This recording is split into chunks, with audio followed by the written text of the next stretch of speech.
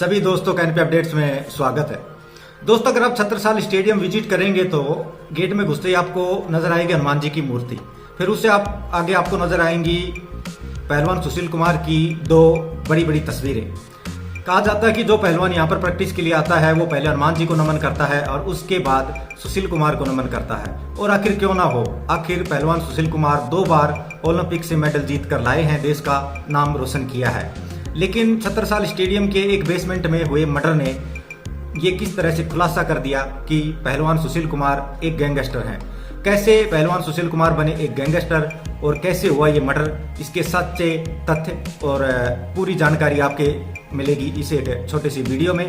तो आगे बढ़ने से पहले मैं सभी दोस्तों से रिक्वेस्ट करूंगा कि इस चैनल को सब्सक्राइब कीजिए, इस वीडियो को लाइक और शेयर कीजिए। आपके सब्सक्राइब करने और वीडियो को लाइक और शेयर करने से हमारे चैनल को ग्रो करने में मदद मिलती है, तो कोई कंजूसी ना करें और ये काम जरूर करें। दोस्तों, पहलवान सुशील कुमार छत्रसाल स्टेडियम के सबसे सीनियर पहलवान थे इस वक्त और उनकी पूरी चलती थी पूरे स्टेडियम में। हम इंडियंस को एक खुजली होती है कि चाहे हम कितने बड़े मुकाम पर पहुंच जाएं, कितने बड़े बड़े मेडल जीत लाएं, लेकिन जब तक 15-20 चमचे हमारे आसपास ना हो और हमारी धौंस नहीं चलती हो लोगों पर, तब तक हमें तसल्ली नहीं मिलती। और इंडियंस की इसी कमजोरी का शिकार हुए हमारे ये पहलवान साहब सुशील कुमार जी। सुशील कुमार साहब भी 2 बार ओलंपिक मेडल जीत चुके हैं, इतनी शोहरत पैसा सब कमा चुके हैं, लेकिन फिर भी ये धौंस जमाने की खुजली और अपने आसपास एक चमचों का झुंड उनको खींच कर ले गया गैंगस्टरों की तरफ। अब दिल्ली एनसीआर में पहलवान और जमीन छुड़ाने का धंधा, ये एक ही सिक्के के 2 पहलू हैं। जब से रियल एस्टेट में बूम आया और प्रॉपर्टी की कीमतें आसमान छूने लगी, लोग प्रॉपर्टी बेचने खरीदने लगे, तो उनके कब्जे छुटाने को लेकर एक नए बिजनेस ने जन्म लिया और उस बिजनेस के कर्ता धर्ता थे पहलवानी अखाड़े।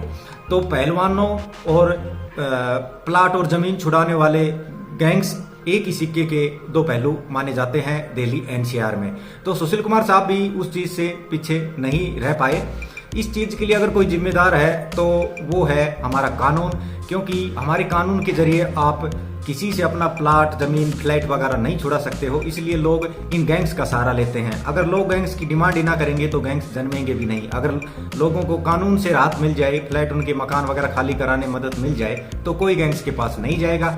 लेकिन कानून के खराब होने के कारण ये गैंग्स जन्म लेती हैं। शुरुआत होती है जमीन छुड़ाने से लेकर फिर वो गैंग्स बड़े बड़े काम दूसरे भी करने लग जाती है और वो प्रॉपर एक माफिया बन जाती है।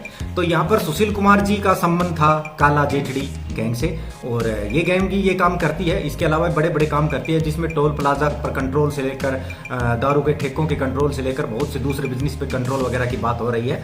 तो सुशील कुमार साहब ने एक M2 का फ्लैट खाली करवाया काला जेठड़ी गैंग के जरिए से। तो उसके बाद सुशील कुमार साहब ने उसको छुड़ाने के पैसे पे नहीं किए और उनको पैसे पे नहीं करने की हिम्मत मिली, क्योंकि सुशील कुमार साहब काला जेठड़ी गैंग के एंटी गैंग वाले नवीन बाली और नीरज बाजवा के संपर्क में आ चुके थे और अब उसके संबंध नीरज बवाना और नवीन बाली के साथ जुड़ चुके थे। तो वो काला जेठड़ी गैंग को इग्नोर करते रहे और उनको पैसे भी नहीं दिए और उनके बीच आपस में एक खटपट चल रही थी। इसी बीच एक दूसरी घटना हुई कि एक सागर धनखड़ नाम का पहलवान सुशील कुमार की बीवी के नाम से मौजूद एक फ्लैट में रहता था और इस सागर धनखड़ नाम के बंदे के संबंध एक सोनू नाम के लड़के से थे। सोनू काला जेठड़ी के कजिन या बेहद ही करीबी साथी माना जाता है कि या तो उसका कजिन है या उसका बहुत ही करीबी कोई रिश्तेदार है। तो सुशील कुमार ने अब चूंकि काला जेठड़ी गैंग से दूरियां बना ली थी और नीरज भवाना और नवीन बाली की गैंग से जुड़ गया था, तो उसने उससे अपना बीवी के नाम वाला फ्लैट खाली करने को कहा। तो सागर धनखड़ ने वो फ्लैट खाली तो कर दिया, लेकिन उसके बाद भी सागर धनखड़ ने उस फ्लैट का किराया नहीं दिया। तो बार बार किराया मांगने पर भी किराया नहीं देने से सुशील कुमार के अहम और अहंकार को थोड़ी ठेस पहुंची। और वहीं दूसरी तरफ सागर धनखड़ भी छत्रसाल स्टेडियम में प्रैक्टिस करता था, वहां का मेंबर था। तो वहां पर भी सोनू और सागर धनखड़ थोड़े से मतलब सुशील कुमार के कंट्रोल से बाहर चलने लगे। जैसे कि मैंने बताया कि सुशील कुमार वहां पर धौंस चलती थी और सुशील कुमार अपने कुछ साथियों के साथ पूरे स्टेडियम में अपनी धौंस चलाता था और नए आने वाले लड़कों को भी अपनी अंडरगट मतलब अपनी धौंस के अंतर्गत लेता था। तो सोनू और सागर धनखड़ वहां पर एक प्रकार से सुशील कुमार की उस कह सकते हैं कि उनकी उस पूरे कंट्रोल को चैलेंज कर रहे थे छत्रसाल स्टेडियम में। तो सुशील कुमार ने फैसला किया कि क्यों ना इन दोनों लड़कों को सबक सिखाया जाए, ताकि दूसरा कोई फिर मुझे चैलेंज ना करे। और काला जेठड़ी गैंग को भी इससे एक संदेश मिलेगा कि सुशील कुमार और नीरज बाजवा, नवीन बाली, ये बिल्कुल भी उनसे डरते उड़ते नहीं है। तो वो पहुंचे उस फ्लैट पर, सुशील कुमार अपने कुछ साथियों को लेकर उस फ्लैट पर पहुंचे जहां पर सागर धनखड़ रह रहा था। उसने नीचे होंडा सिटी गाड़ी में खुद बैठा रहा और ऊपर कुछ लड़के भेजे। वो लड़के गए और सागर धनखड़ और सोनू को लेकर आए कि तुमसे कोई बात करनी है। उनको छत्रसाल स्टेडियम के उस बेसमेंट में ले जाया गया जहां पर वो हत्या हुई थी। वहां पर ले जाने के बाद सुशील कुमार ने इन दोनों के साथ और उसके साथियों ने इनके साथ मारपीट करना स्टार्ट की। और खुद सुशील कुमार ने अपने एक साथी प्रिंस दलाल को इसका वीडियो बनाने का कहा, ताकि दूसरे पहलवानों को जो वहां पर छत्रसाल स्टेडियम में प्रैक्टिस करते हैं उनको ये वीडियो दिखाया जाए कि किस तरह से इन दो लड़कों की अकल ठिकाने लगाई गई और इस तरह से सुशील और उसकी गैंग का दबदबा कायम रहे। तो वो वीडियो बनाने लगा और कुछ साथी और सुशील कुमार होकियों और डंडे से इन दोनों की पिटाई करने लगे। इनकी अच्छी से बेरहमी से पिटाई की गई, जो कि वो फुटेज जब पुलिस ने रिकवर की है तो उनसे पता चला है कि बहुत ही बेरहमी से पिटाई की गई थी। इसके बाद इससे पहले सुशील कुमार ने गन निकाल कर भी इन दोनों को डराया धमकाया था, जो वहाँ गवाहों ने बताया है। उनकी पिटाई करने के बाद 4 मई को ये घटना हुई बेसमेंट में। उसके बाद 5 मई को पता चला, ये पब्लिक में आ गया कि छत्रसाल स्टेडियम में मारपीट और गुंडागर्दी हुई है। तो सुशील कुमार मीडिया के सामने आए और बोले कि ये जो लड़ाई दंगा हुआ है इसमें छत्रसाल स्टेडियम के मेंबर्स, रजिस्टर्ड मेंबर्स का कोई हाथ नहीं है, इसमें बाहर के लड़कों का हाथ है। बाहर के जंप करके आने वाले लड़कों ने ये लड़ाई दंगा किया है और यहाँ के मेंबर्स का इसमें कोई हाथ नहीं है, हमारा इससे कोई लेना देना नहीं है। लेकिन फिर 5 मई को ये क्लियर हो गया, 5 मई को ये क्लियर हो गया कि मारपीट के कारण सर में चोटें लगने से वो सागर धनखड़ नाम का जो पहलवान था वो मर गया और सोनू को गंभीर चोटें आई थी। इसके बाद 6 मई को सुशील कुमार फरार हो गया। उसके बाद जब पुलिस ने रेड मारी तो प्रिंस दलाल, वो बंदा जो वीडियो बना रहा था मारपीट का, वो पुलिस के हत्थे चढ़ गया। और जब पुलिस ने उसके मोबाइल से वीडियो को रिकवर कराया लैब में ले जाकर, उसने डिलीट कर दिया था, तो उसे पता चल गया कि किस तरह से उन लड़कों को पीटा गया था, कौन कौन पीट रहा था। कहा जा रहा है कि उसमें सुशील कुमार हॉकी से पीटते हुए नजर आ रहे हैं उस वीडियो में और सर पर चोट लगने से बंदा मारा गया है। पुलिस ने दूसरे वहां पर मौजूद जो लड़के थे सुशील कुमार के साथ गए थे उनको आश्वासन दिया, उनकी सुरक्षा का आश्वासन दिया कि उनको नीरज बाबुआ गैंग से और काला जेठड़ी गैंग से हम बचाएंगे आपको, लेकिन आप सच बयान दो। तो उन्होंने भी जो बयान दिया है और जो सोनू नाम के लड़के ने बयान दिया है जो सागर धनखड़ के साथ था, इनके बयान से भी यही साबित होता है कि सुशील कुमार ने भी उस लड़के की पिटाई की थी। अब 6 मई को सुशील साहब फरार हो गए और ये लगभग 21 दिन तक फरार रहे हैं। इस दौरान इनका नाम ये भी आया कि वो ऋषिकेश में किसी योग गुरु के आश्रम में छुपे हुए हैं, किसी बड़े योग गुरु के। आप जानते हो बड़ा योग गुरु मतलब बाबा रामदेव ही होगा। इस तरह की खबरें सामने आई हैं कि रामदेव बाबा के आश्रम में जाकर सुशील कुमार छिप गया था, लेकिन पुलिस ने ये बात अब तक सार्वजनिक नहीं की कि वो सचमुच रामदेव के आश्रम में था या नहीं था। जब पुलिस को वो वीडियो हाथ लग गया और क्लियर कट सबूत हाथ लग गए कि सुशील कुमार का सीधा सीधा हाथ है इस मर्डर में, हालांकि हम कह सकते हैं कि सुशील कुमार उसको मारना नहीं चाहते थे जान से, वो उसको डरा रहे थे, उसकी पिटाई कर रहे थे ताकि इनका दबदबा स्टेडियम में और गैंग्स और दूसरी गैंग्स को संदेश जाए कि इनका दबदबा कायम है।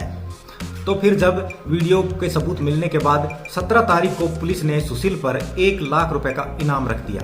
तो सुशील को समझ आ गया कि पुलिस को सबूत मिल गए हैं और अब उसकी खैर नहीं है।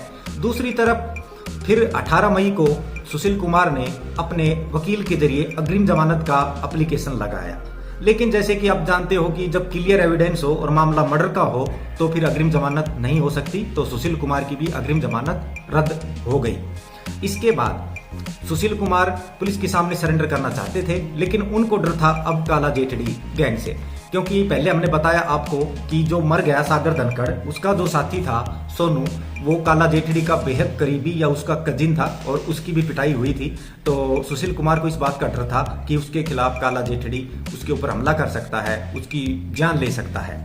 आखिरकार जब सुशील के पास पैसे खत्म हुए, हालांकि इस दौरान ये होता रहा कि वो नेपाल में छिप गया है, वहां छिप गया है वगैरह वगैरह, लेकिन फिर जब पैसे लेने के लिए सुशील कुमार दिल्ली गुड़गांव आया तो पता पुलिस के हाथ चढ़ गया और पुलिस ने उसको पकड़ लिया। इसके बाद पुलिस पूछताछ में सुशील कुमार ने सारा सच स्वीकार कर लिया कि किस तरह से वो इन गैंग्स के संपर्क में आया, किस तरह से वो नीरज बाजवा और वो लॉरेंस और कारा जेठड़ी गैंग के संपर्क में आया, और क्या ये जमीनों के कब्जे छुटाना और प्लाट वगैरह के कब्जे छुटाने का मामला है, और क्या ये छत्रसाल स्टेडियम में किस तरह से धौंस का मामला था, किस तरह से सुशील कुमार अपनी धौंस और अपने दबदबे के लिए उस लड़के को डराने धमकाने के मकसद से लेकर गया था, वहां पर उसकी पिटाई की जहां पर चोट लगने के कारण उसकी मौत हो गई। क्योंकि सुशील ने सारी बात कबूल कर ली तो फिर पुलिस ने उसका 12 दिन का रिमांड मांगा। इसके बाद सुशील कुमार के वकील ने ऑब्जेक्शन उठाया कि जब सुशील ने सारी बातें मान ली हैं, अपना अपराध कबूल कर लिया है, तो इतना लंबा रिमांड क्यों। खैर फिलहाल सुशील कुमार सलाखों के पीछे है और उनके ऊपर अब कानून कार्रवाई करेगा। लेकिन आप इस वीडियो में इतना तो समझ गए होंगे कैसे एक आसमान की बुलंदियों को छू चुका एक कामयाब सक्सेसफुल पहलवान कैसे अपने धौंस लगाने और अपने साथ कुछ अपने बुर्गों को साथ लेकर घूमने के इस खुजली के कारण अपना सब कुछ गंवा बैठा, और 38 साल का ये पहलवान अपने पूरे करियर को ख़त्म कर चुका। हजारों पहलवानों का हीरो रहा सुशील कुमार सिर्फ गैंग और अपनी धौंस और दबदबे के इस जाल में फंसकर खुद बर्बाद हो गया, अपने परिवार को बर्बाद कर दिया, और एक युवा पहलवान सांगर धनखड़ को अपनी जान से हाथ गंवाना पड़ा। वैसे तो मैं पहले जैसे मैंने बताया कि दिल्ली एनसीआर में पहलवान और जमीन के कब्जे छुड़ाने वाली गैंग्स एक ही सिक्के के दो पहलू हैं। जब तक कोई ठोस कानून नहीं आता जिसके जरिए जमीन और प्लाट से कब्जा छुड़ाना आम लोगों के लिए आसान हो और पुलिस प्रशासन उनका कब्जा वगैरह तुरंत और टाइम पे छुड़ाने लग जाए, तब जाकर पब्लिक को इन पहलवानों की जरूरत महसूस नहीं होगी और इस तरह की गैंग्स पर लगाम लगेगी। ये कब्जा छुड़ाने से शुरू होने वाली गैंग्स कब बड़े माफिया में तब्दील हो जाती हैं पता भी नहीं चलता। सुशील कुमार ने बताया है कि कैसे इन गैंग्स के मध्य टोल प्लाजों पर कंट्रोल से लेकर पेट्रोल डीजल के बिजनेस पर कंट्रोल से लेकर बिल्डिंग मटेरियल सप्लाई बिजनेस पर कंट्रोल से लेकर दूसरे बड़े बड़े बिजनेस पर कंट्रोल को लेकर आपसी तनातनी चल रही है और गैंगवार चल रहा है। उम्मीद है इस वीडियो से आपको इस केस में काफी महत्वपूर्ण जानकारियां मिली होंगी। मिलते हैं नेक्स्ट वीडियो में, तब तक के लिए जय हिंद जय भारत।